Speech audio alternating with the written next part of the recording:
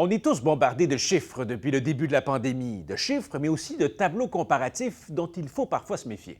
De plus en plus de gens remettent en question la gravité de la COVID-19 en comparant le nombre de morts causées par cette maladie avec d'autres causes de décès. À la base de ces comparaisons boiteuses, des tableaux qui ne donnent pas un portrait tout à fait juste de la situation. Le premier problème de ces tableaux est que les données présentées sur l'impact du nouveau coronavirus sont inexactes.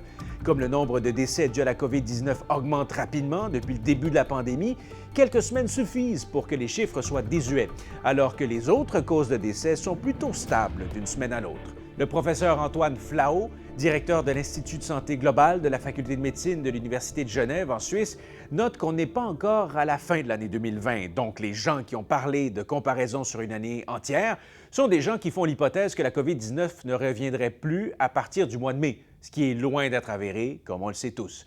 Un autre tableau daté du 9 mars donne un portrait encore plus faussé de la pandémie de COVID-19. Il compare le nombre de décès quotidiens dans le monde dus à différentes maladies infectieuses. On y prétend que le coronavirus entraînerait 56 morts par jour. C'est faux. Entre le 22 janvier et le 21 mai 2020, le coronavirus a fait en moyenne 2789 morts par jour, ce qui le place presque au sommet des maladies infectieuses.